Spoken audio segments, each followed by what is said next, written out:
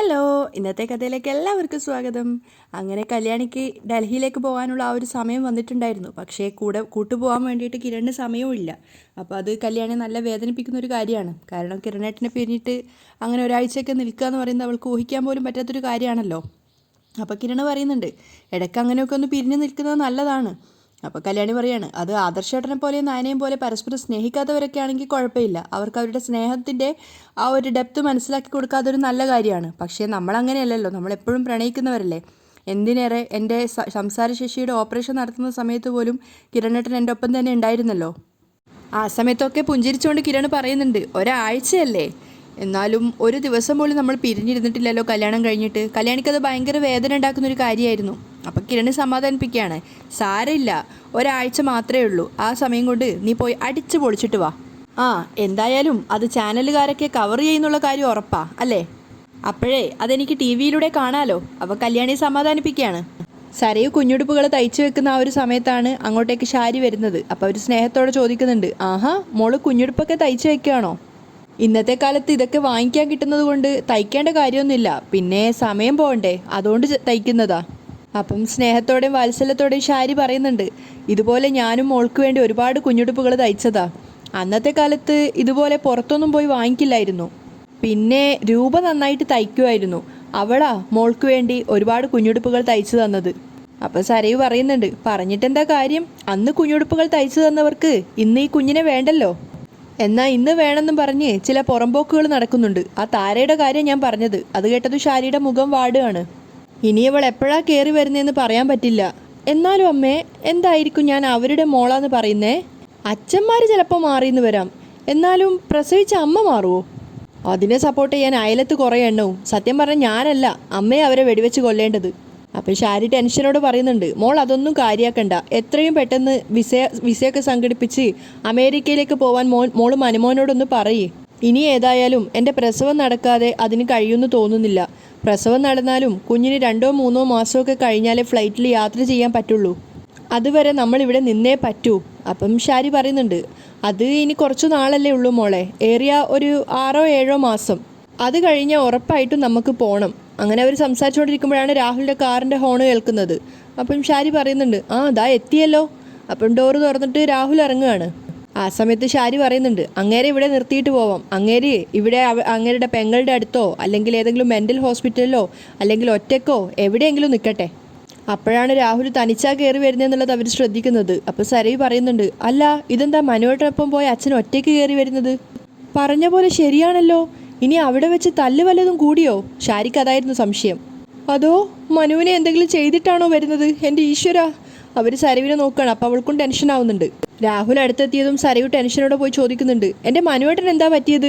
മനുവേട്ടൻ എന്തെങ്കിലും ചെയ്തിട്ടാണോ അച്ഛൻ ഇങ്ങോട്ടേക്ക് വരുന്നത്? അപ്പോൾ രാഹുൽ പരിഹാസത്തോടെ പറയാണ്, ഞാനവനെ എന്ത് ചെയ്യാനാ, അവനവിടെ മീറ്റിങ്ങാ, ഇടയ്ക്ക് വെച്ച് എന്നോട് പൊയ്ക്കോളാൻ പറഞ്ഞു.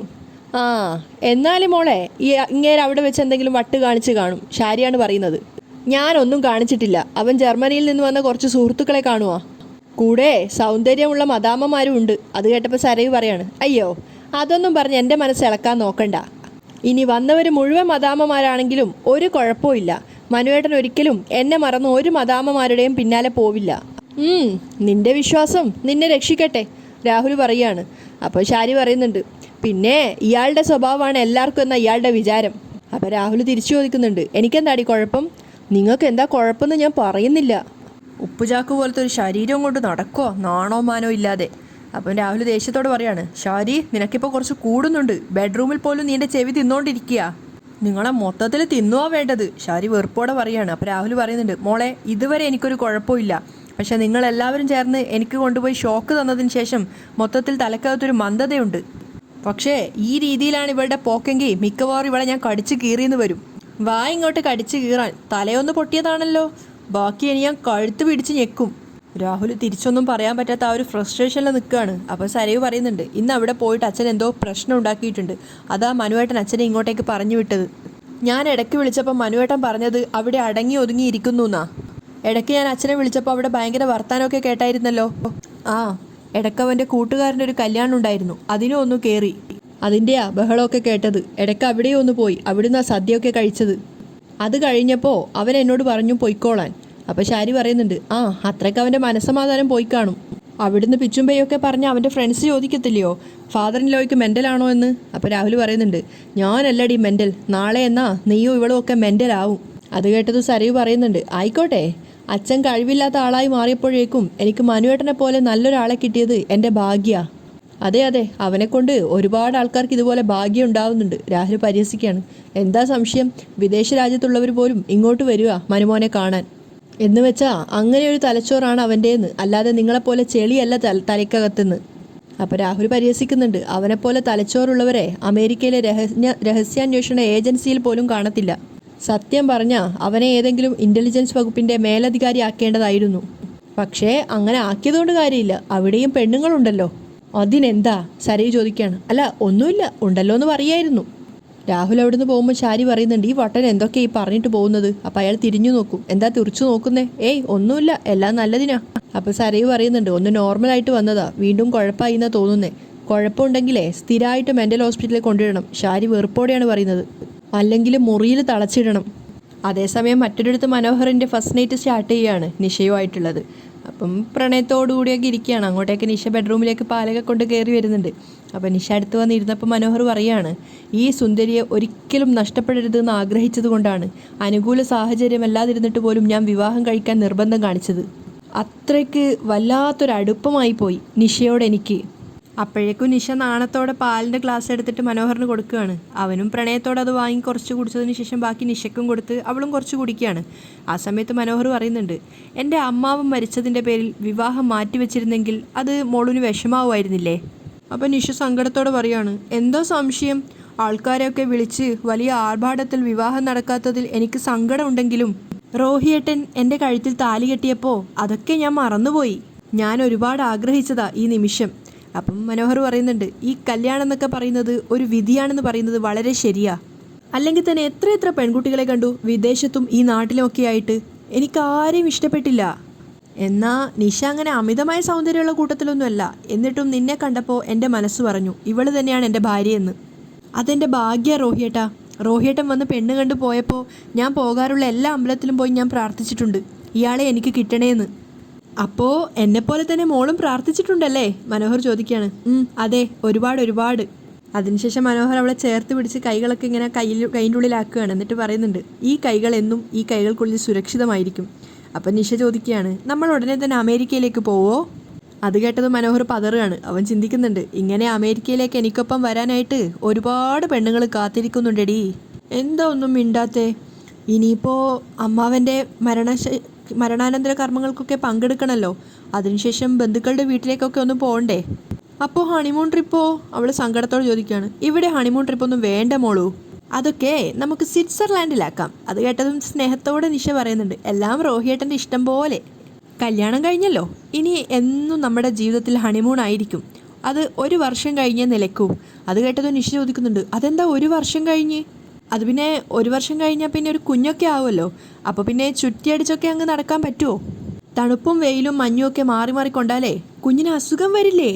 ഓ അങ്ങനെ.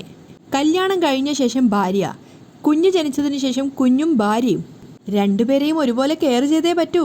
മനോഹർ വാക്സാമർത്ഥ്യത്തിൽ ഇങ്ങനെ പിടിച്ചു നിൽക്കുമ്പോഴാണ് സരയുവിൻ്റെ കോള് വരുന്നത്. സത്യം. അതിനുശേഷം മനസ്സിൽ വിചാരിക്കുന്നുണ്ട്, ഇതേത് ശകുനം മുടക്കിയാണോ എന്തോ. നിഷ ഫോൺ എടുത്തു കൊടുക്കാൻ ശ്രമിക്കുകയാണെങ്കിലും മനോഹർ തടയുന്നുണ്ട്. എടുത്തു നോക്കുന്ന സമയത്ത് സരയുവിൻ്റെ കോളാണ്. അത് കണ്ടതും അവനൊന്ന് പതറുന്നുണ്ട്. എന്നിട്ട് നിഷയോട് പറയാണ്, 1 മിനിറ്റ്, മോള് വേണമെങ്കിൽ കിടന്നോ. വേണ്ട, റോഹിയേട്ടൻ വന്നിട്ട് കിടന്നോളാം. ഫോണും കൊണ്ട് നേരെ മനോഹർ താഴേക്ക് ഇറങ്ങി പോവുകയാണ്. സരയുവാണെങ്കിൽ വീണ്ടും വിളിച്ചുകൊണ്ടിരിക്കുന്നുണ്ട്. അവസാനം മനോഹർ താഴെ എത്തിയ ശേഷം അവന് ദേഷ്യത്തോടെ നോക്കുകയാണ്. ഓ, ഇവളെന്തിനാണോ ഇങ്ങനെ വിളിക്കുന്നത് എന്നൊക്കെ വിചാരിച്ചിട്ട്. അതിനുശേഷം I will call you later എന്ന് പറഞ്ഞിട്ട് അവൾക്ക് തിരിച്ചങ്ങോട്ടേക്ക് മെസ്സേജ് അയക്കുകയാണ്. ഇതൊക്കെ എൻ്റെ ഫോണിൽ എപ്പോഴും സേവ് ആണല്ലോ എന്നൊക്കെ ഇങ്ങനെ സ്വയം പരിഹസിച്ചുകൊണ്ട് പറയുന്നുണ്ട്.